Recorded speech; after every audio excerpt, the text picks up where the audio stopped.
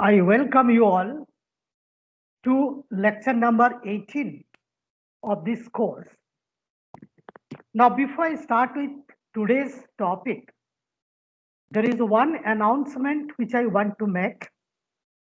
And after that, I'll give you some time to clear your doubts, if any.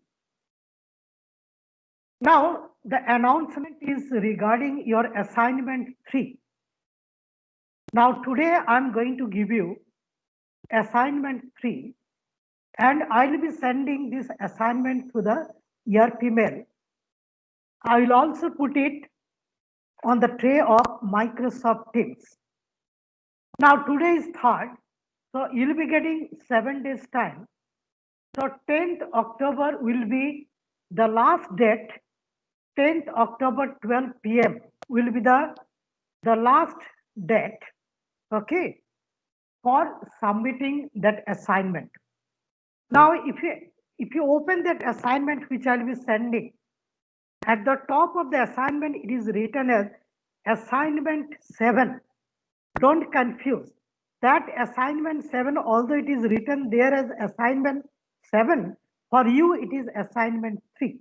Okay, because this time I had to redesign this particular course due to this situation, the present situation. Okay, so that is actually assignment 3, although it is written as assignment 7. Okay, so please do not confuse and try to submit the assignment on time or in time. Otherwise, there will be penalized. There will be a penalty in terms of your late marking. Okay. Now, I'll concentrate on if there is any such doubt related to the previous lectures.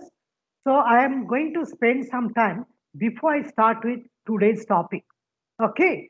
So you can ask me now, but one at a time. So please start. Hello, sir. Yes. Sir, in the last numerical example in which you solved in class, so after we utilizing the means fuzzy logic, we got the for example the 4 areas which we overlapped and we found through different methods like the mean of maxima, centroid, and the center of sums method. Sir, using this, we got the value U value that you have calculated, sir. But how to understand whether it should deviate to the right or it should go ahead? From where we should understand that? Okay. Now, to understand that, you'll have to concentrate on the membership function distribution of the output variable. For example, deviation. Okay. Supposing that the deviation is found to be say plus 19. Plus 19 means what? It is towards ahead, right? Okay. Ahead is once again 0. Ahead is always 0. The crease value corresponding to ahead is your 0. If it is plus 19 means towards my right side, 19 degree with respect to the 0 degree line. Okay, that is ahead. If it is minus 19, that is with towards my ahead left. Okay, I hope I'm clear. Okay, sir. Next, any other doubt? Any other doubt? Now, can I start with today's topic now? Please. Sir, on slide number 24, in the table that you have created for this center of sums method, in the first row, how is the center of area being computed? No, these I am not expecting from Rubji. Am I correct? You are Rubji. Yes, sir. You see, you just concentrate. It is class 11 level problem, physics problem, or first year mechanics problem. Okay, you will be getting that 71. You please check it. Okay.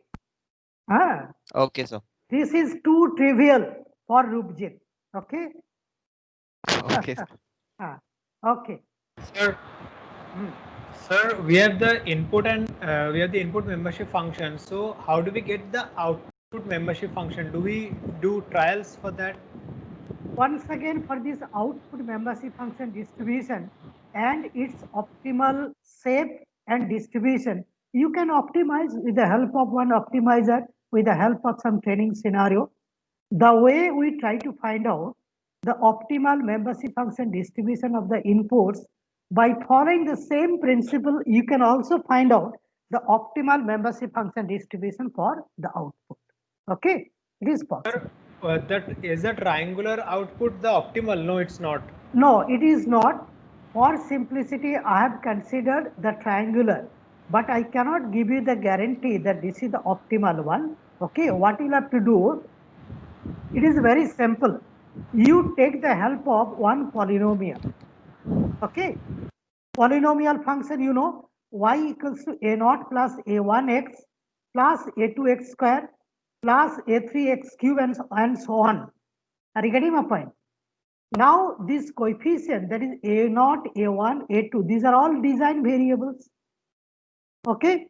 Now, for a particular problem, if you start with one polynomial and if it is found that the higher order coefficients like your a1, a2, a3 are found to be very close to 0 or 0. Okay. So what is the conclusion? The conclusion is optimal membership function distribution is a linear function of x. Then the linear function will be the optimal. Now what type of linear? Like what should be the slope and others? That has to be decided. Okay. So in one of the hello.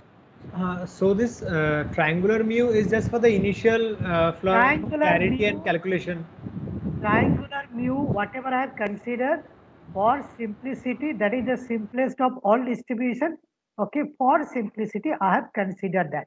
Okay, there is no guarantee that for all the problem, the optimal membership function distribution will be triangular in nature.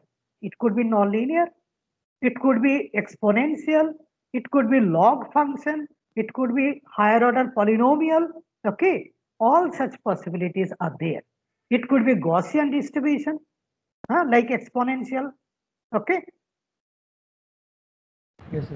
I think I'm clear. Yes, sir. Okay. Now, before I start with today's topic, once again the Hello? same. Yes.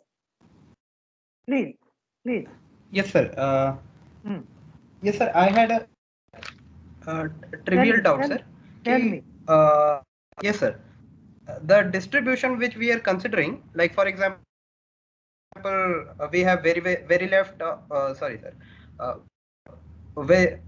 Very hot or hot. Then, like suppose we have 3 or 4 linguistic terms. Like linguistic terms.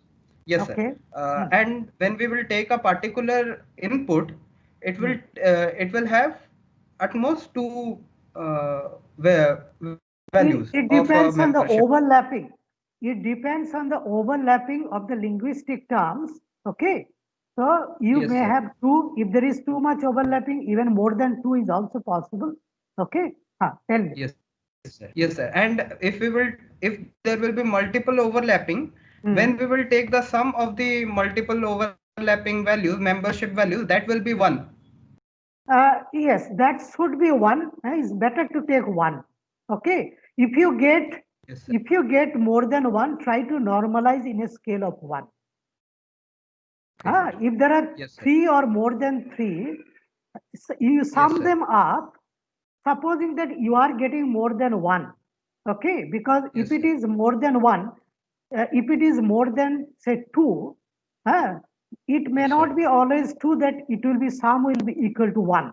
If it is found to be your greater than 1, okay, then what you do is you sum them up and divide all the mu value by that summed value, so that the sum of all the modified mu's will come within 1.0. Right? Am I clear? Yes, sir. Yes, sir. Thank you, sir. Is there any other doubt? Please ask me. Don't be afraid of me. Ask me. So shall I then continue with today's topic? Let me start. Now, before I start, once again, same to request.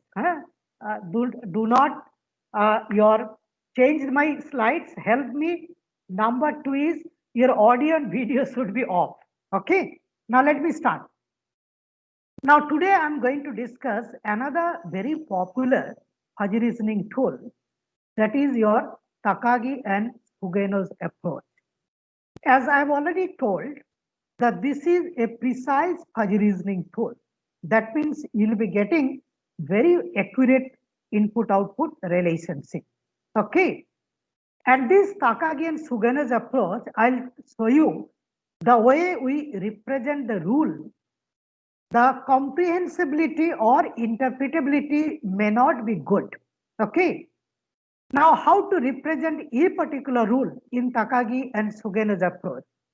The rule is defined or represented in this approach in a slightly different, the way we did in Mamdani approach. Okay. Now let me read out a particular rule. Say the Iath rule. The Iath rule could be as follows. If x1 is a1i and x2 is a2i, there are a few intermediate terms. And the last is and xn is ani, then yi is nothing but a naught I plus a1i x1 plus a few terms, and the last term is nothing but ani xn. Now here the variables, the input variables are represented by x1, x2, xn, and the membership function distribution are denoted by a1i, a2i, and the last term is ani respectively. Okay.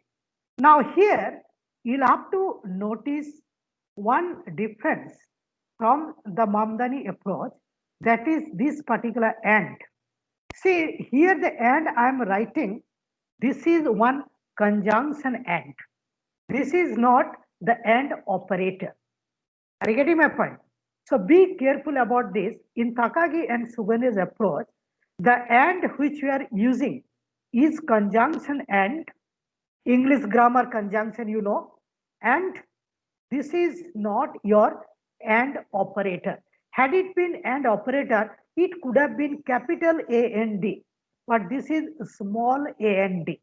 Okay, please do not make this mistake. I have seen many people to make this particular mistake, but being one of my students, what I expect, please do not make this particular silly mistake. Okay.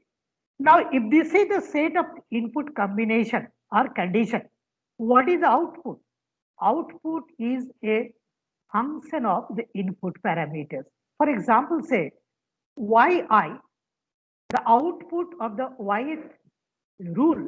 Iath rule is nothing but a naught I plus a1i x1 plus there are a few intermediate terms, and the last term is nothing but ani xn. So output is a function of the input parameters, which is not the case, that is your Mamdani approach. Now, if I express output as a function of input parameters, the moment I read it out, so no control action is coming to my head. Okay, I'm unable to interpret what should be the output for a set of input parameters. Okay, that is why the comprehensibility or interpretability of this Takagi and Uganos approach is less. I hope I'm clear to all of you. Okay, and here A0, A1, these are all coefficients. Now the optimal values of coefficients can be determined with the help of one optimization algorithm by taking the help of some training scenarios. Training scenarios means what? That is a known input-output combination. Okay. So you can find out the values of the coefficient. So this fuzzy reasoning tool will be able to predict the output very accurately for a set of input parameters. Now here I have written one statement A nonlinear system is considered to be a combination of several linear systems. Now, if I use output as a function of the linear function of the input parameters, that means output I am considering as if this is the linear function of the inputs. So a highly nonlinear system that is assumed to be consisting of a combination of several linear systems.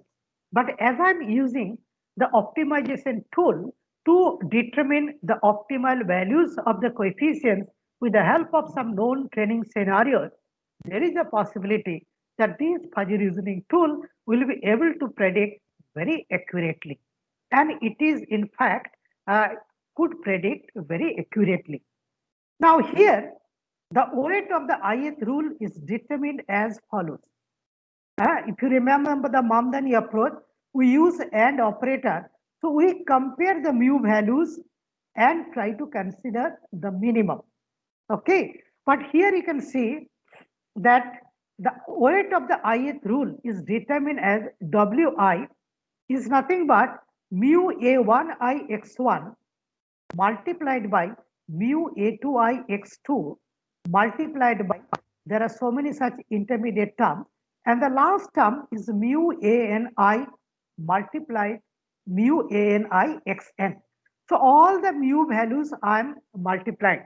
If you remember, while discussing the grammar of fuzzy sets, we consider at least one operator where we actually multiply the mu values.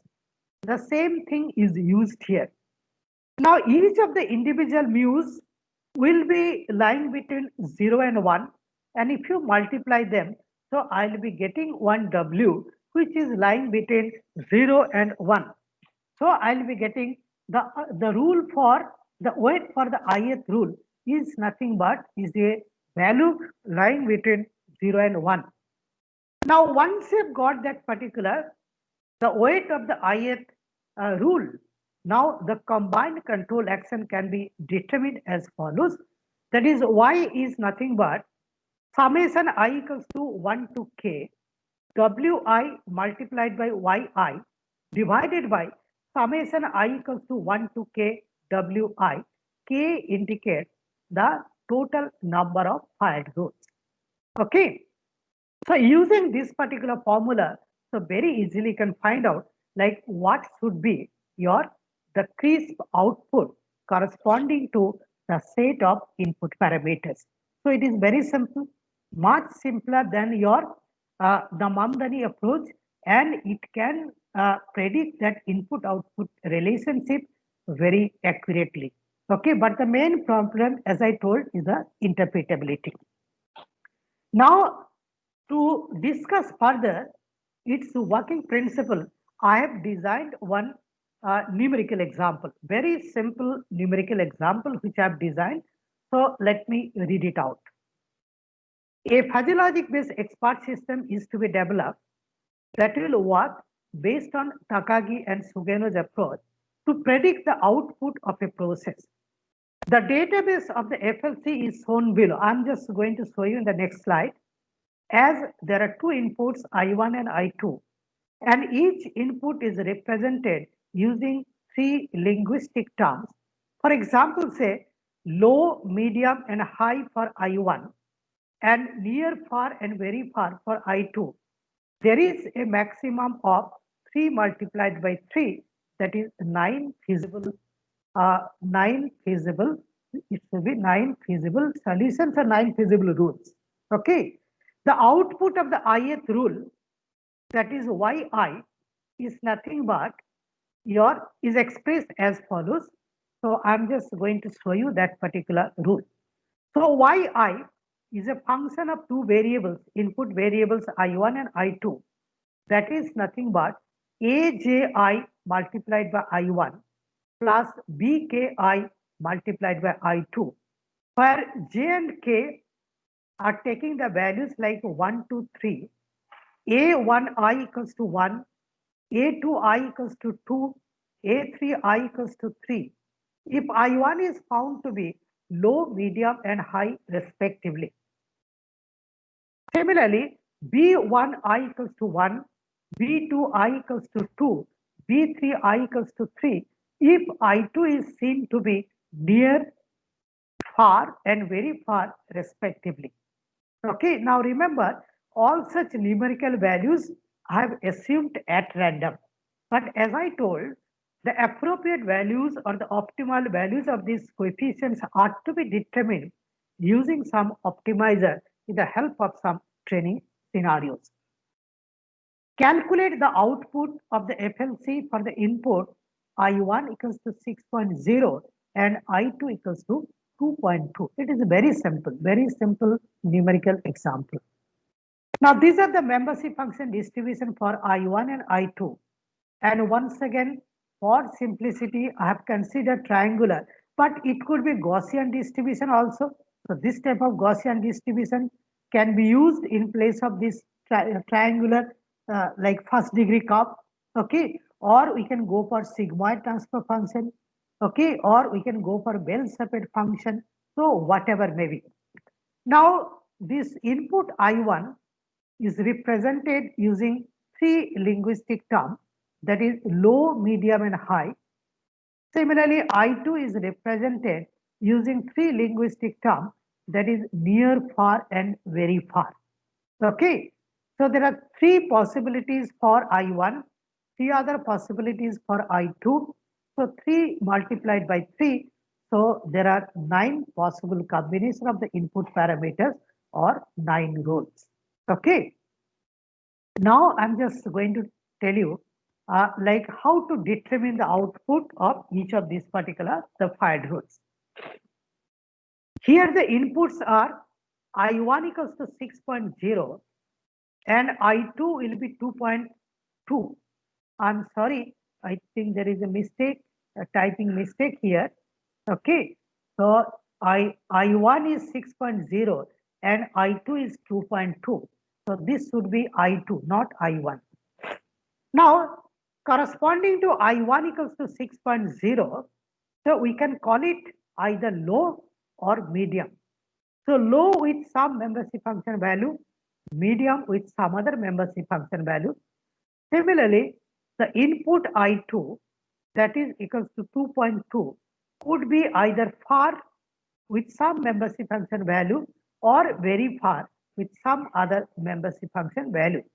Now all of us we know how to determine the membership function value using this using the similar triangle principle if it is considered to be triangular in nature. Okay, but if it is Gaussian or other linguistic term, so you'll have to use the mathematical expression of that to find out what should be the mu. Now using the principle of the similar triangle, all of you know, very easily can find out corresponding to 6. So the value of x, that is the mu, is found to be 0.8. What does it mean? It means that I1 equals to 6.0 may be called low with membership function value 0.8. Similarly, same I1 may be called medium with the membership function value of 0.2. The sum of these two membership function value is 1.0. Similarly, I2 equals to 2.2 may be called far, that is mu far is 0.8, and it may also be called very far with 0.2. So this is the way actually you can find out the mu values.